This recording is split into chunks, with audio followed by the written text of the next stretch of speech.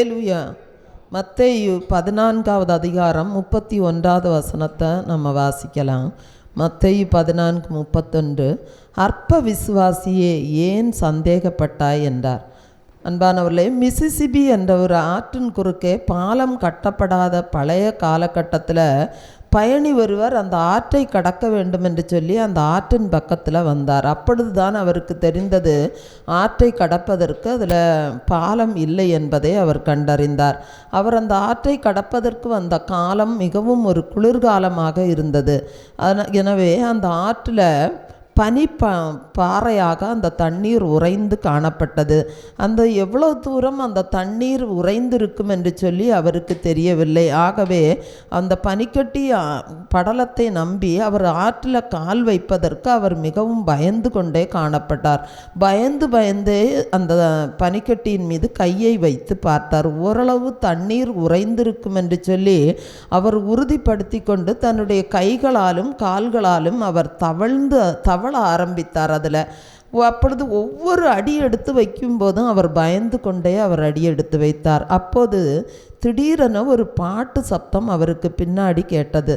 மிகுந்த கவனத்துடனும் ஜாக்கிரதையுடனும் அவர் திரும்பி பார்த்தார். ஒரு இருட்டிலிருந்து ஒரு மனிதன் நிலக்கரி பாரத்தை ஏற்றி கொண்டு ஒரு குதிரையின் மேலே அவர் விசில் அடித்து பாடல் பாடிக்கொண்டே டக்குன்னு சொல்லி போய்கொண்டே இருந்தார்.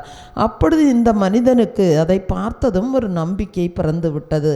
இவரும் அந்த ஆற்றில் நம்பிக்கையோடு அவர் நடக்க ஆரம்பித்தார். பாருங்க, ஒரு நாள் இயேசு கடல் மேல் நடப்பதை பேதுரு பார்த்து பேதுருவுக்கும் அந்த கடல் மேல் நடக்க வேண்டும் என்று ஒரு ஆசை ஏற்பட்டது.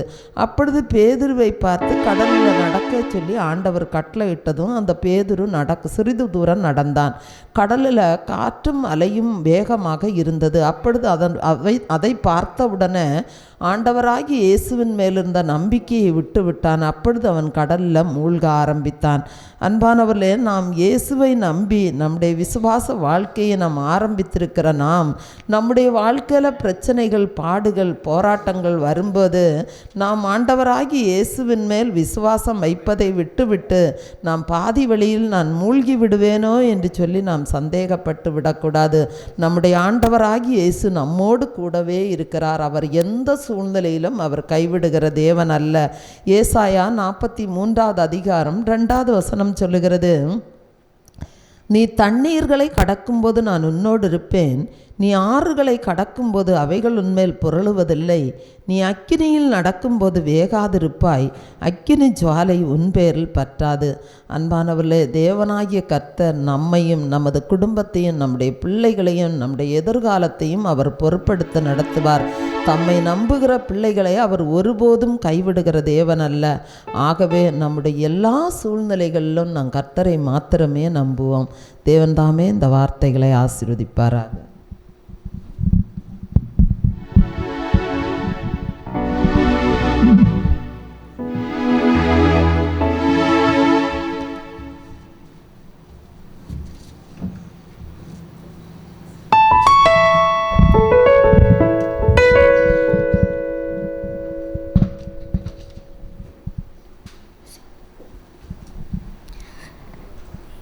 யாக்கோபே யாக்கோபே என் யாக்கோபே யாக்கோபே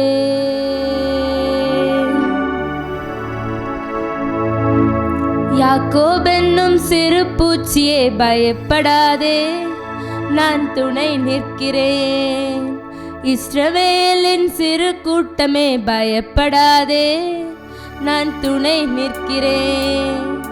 யாக்கோபென்னும் சிறு பூச்சியே பயப்படாதே, நான் துணை நிற்கிறேன். இஸ்ரவேலின் சிறு கூட்டமே பயப்படாதே, நான் துணை நிற்கிறேன்.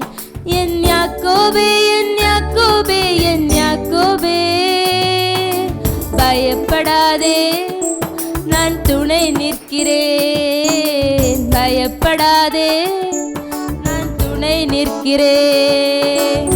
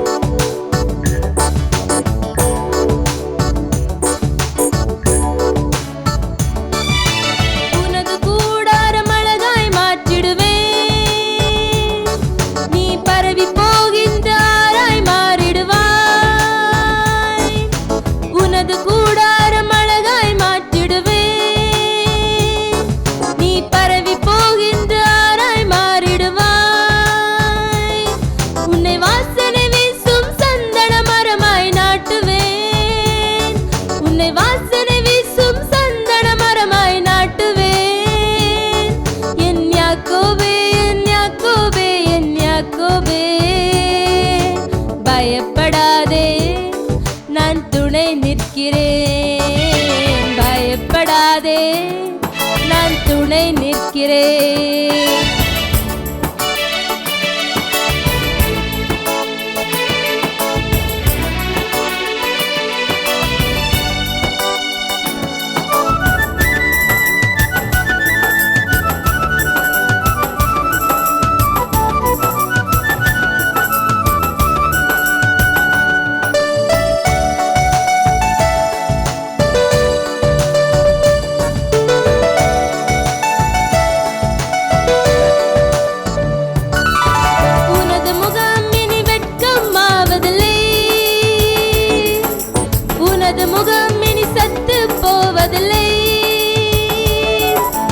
உனது முகம் இனி வெட்கமாவதில்லை, உனது முகம் இனி சத்து போவதில்லை. நீ என்னால் என்றும் மறக்கப்படுவதில்லை,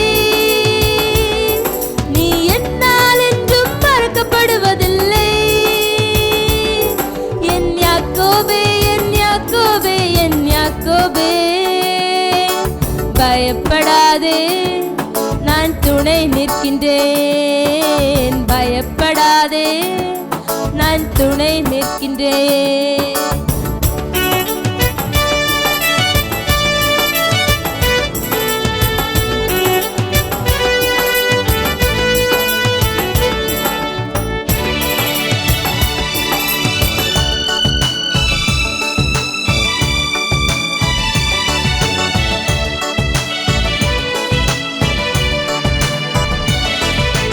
உனது பெயரை பரவ செய்திடுவேன், நீ பூத்து காய்த்து பூமியை நிரப்பிடுவாய். உனது பெயரை பரவ செய்திடுவேன், நீ பூத்து காய்த்து பூமியை நிரப்பிடுவாய். உன் தூளை என்ன தக்கவர் யாருண்டு, உன் தூளை என்ன தக்கவர் யாருண்டு. என் யாக்கோபே, என் யாக்கோபே, என் யாக்கோபே, பயப்படாதே, நான் துணை நிற்கின்றேன். பயப்படாதே, நான் துணை நிற்கின்றேன். யாக்கோபென்னும் சிறு பூச்சியே, பயப்படாதே, நான் துணை நிற்கின்றேன். இஸ்ரவேலின் சிறு கூட்டமே, பயப்படாதே, நான் துணை நிற்கின்றேன். யாக்கோபென்னும் சிறு பூச்சியே, பயப்படாதே, நான் துணை நிற்கின்றேன். இஸ்ரவேலின் சிறு கூட்டமே, பயப்படாதே, நான் துணை நிற்கின்றேன். என் யாக்கோபே, என் யாக்கோபே, என் யாக்கோபே, பயப்படாதே, நான் துணை நிற்கின்றேன். பயப்படாதே, நான் துணை நிற்கின்றேன்.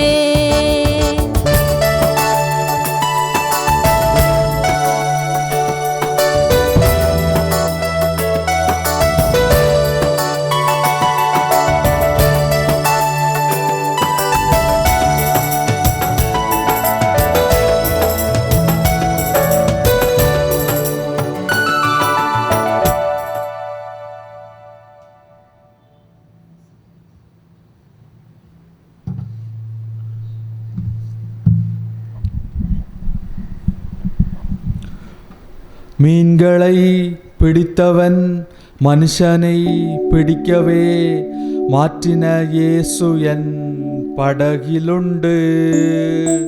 நிச்சயம் ஒரு நாள் மறுதலிப்பேனென்று அறிந்தும் அழைத்தவர் அருகிலுண்டு. நான் வீசும் வலைகளெல்லாம் வறுமையாய் வந்தாலும் என்னோடு அவர் இருக்க குறையேது. புயல் அடித்தாலும் அலை அடித்தாலும் என் துதிகள் ஓயாது. கரை தெரியாது கண் அமர்ந்தாலும் என் துதிகள் ஓயாது. என் நம்பிக்கை அவமானாலும் துதிகள் ஓயாது. கைவிட தெரியாதவரை விட்டு ஓட முடியாது. உம்மை விட்டா நம்புவதற்கு வேறு யாரும் கிடையாது. கைவிட தெரியாதவரை விட்டு ஓட முடியாது. உம்மை விட்டா நம்புவதற்கு எனக்கு யாரும் கிடையாது. கடலிலே மிதந்திடும் படகை நான் நம்பல, கடல் மீது நடப்பவரை நம்பி வந்தே. நீந்திட தெரிந்த மீனவனாயிருந்தும் நீர் வந்து கை தூக்க காத்திருந்தே. நான் மூழ்க செய்திட ஊர் பேச விட மாட்டேன். அழைத்தவர் கைவிடலே நான் பேச வைத்தீர். என் துதிகள் ஓயாது, என் துதிகள் ஓயாது, என் துதிகள் ஓயாது. கைவிட தெரியாதவரை விட்டு ஓட முடியாது. உம்மை விட்டா நம்புவதற்கு வேறு யாரும் கிடையாது. கைவிட தெரியாதவரை விட்டு ஓட முடியாது. உம்மை விட்டா நம்புவதற்கு வேறு யாரும் கிடையாது.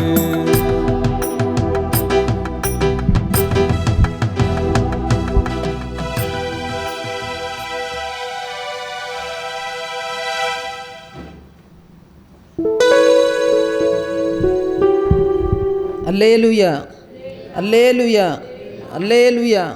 இன்றைக்கு வாசிக்கும்படியாக கொடுக்கப்பட்ட அதிகாரம் ஏசாயா 54வது அதிகாரம். ஏசாயா 54. பிள்ளை பெறாத மலடியே மகிழ்ந்து பாடு, கற்ப வேதனை படாதவளே கம்பீரமாய் பாடி ஆனந்த சத்தமிடு. வாழ்க்கைப்பட்டவளுடைய பிள்ளைகளை பார்க்கலும் அநாத ஸ்திரீயினுடைய பிள்ளைகள் அதிகம் என்று கர்த்தர் சொல்லுகிறார். உன் கூடாரத்தின் இடத்தை விசாலமாக்கு, உன் வாசஸ்தலங்களின் திரைகள் விரிவாகட்டும், தடை செய்யாதே. உன் கயிறுகளை நீளமாக்கி உன் முளைகளை உறுதிப்படுத்து. நீ வலதுபுறத்திலும் இடதுபுறத்திலும் இடங்கொண்டு பெருகுவாய். உன் சந்ததியார் ஜாதிகளை சுதந்தரித்து கொண்டு பாழாய் கிடந்த பட்டணங்களை குடியேற்றுவிப்பார்கள். பயப்படாதே, நீ வெட்கப்படுவதில்லை. நாணாதே, நீ லட்சை அடைவதில்லை. உன் வாலிபத்தின் வெட்கத்தை நீ மறந்து உன் விதவை இருப்பின் நிந்தையை நீ நினையாதிருப்பாய். உன் சிருஷ்டிகரே உன் நாயகர், சேனைகளின் கர்த்தர் என்பது அவருடைய நாமம். இஸ்ரவேலின் பரிசுத்தர் உன் மீட்பர். அவர் சர்வ பூமியின் தேவன் எனப்படுவார். கைவிடப்பட்டு மனம் நொந்தவளான ஸ்திரீயைப் போலவும் இளம் பிராயத்தில் விவாகம் செய்து தள்ளப்பட்ட மனைவியைப் போலவும் இருக்கிற உன்னை கர்த்தர் அழைத்தார் என்று உன் தேவன் சொல்லுகிறார். இமைப்பொழுது உன்னை கைவிட்டேன், ஆனாலும் உருக்கமான இரக்கங்களால் உன்னை சேர்த்து கொள்வேன். அற்ப காலம் உண்ட கோபத்தினால் என் முகத்தை இமைப்பொழுது உனக்கு மறைத்தேன், ஆனாலும் நித்திய கிருபையுடன் உனக்கு இறங்குவேன் என்று கர்த்தராகிய உன் மீட்பர் சொல்லுகிறார். இது எனக்கு நோவாவின் காலத்தில் உண்டான வெள்ளம் போல் இருக்கும்.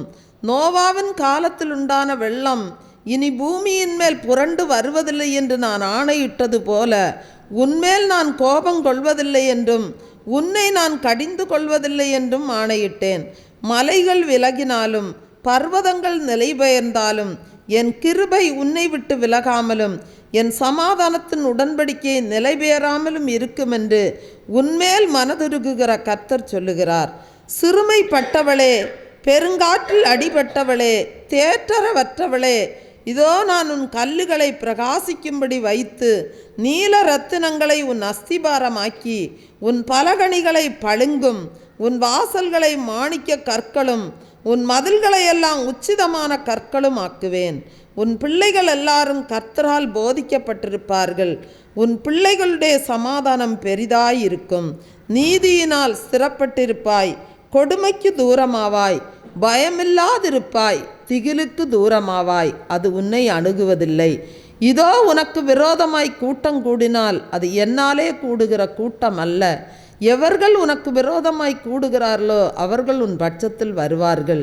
இதோ கரி நெருப்பை ஊதி தன் கிரியைக்கான ஆயுதத்தை உண்டு பண்ணுகிற கொல்லனையும் நான் சிருஷ்டித்தேன். கெடுத்து நிக்கிரமாக்குகிறவனையும் நான் சிருஷ்டித்தேன். உனக்கு விரோதமாய் உருவாக்கப்படும் எந்த ஆயுதமும் வாய்க்காதே போம். உனக்கு விரோதமாய் நியாயத்தில் எழும்பும் எந்த நாவையும் நீ குற்றப்படுத்துவாய். இது கர்த்தருடைய ஊழியக்காரரின் சுதந்திரமும் என்னால் உண்டான அவருடைய நீதியுமாய் இருக்கிறது என்று கர்த்தர் சொல்லுகிறார் என்பதே. அல்லேலூயா, அல்லேலூயா, அல்லேலூயா.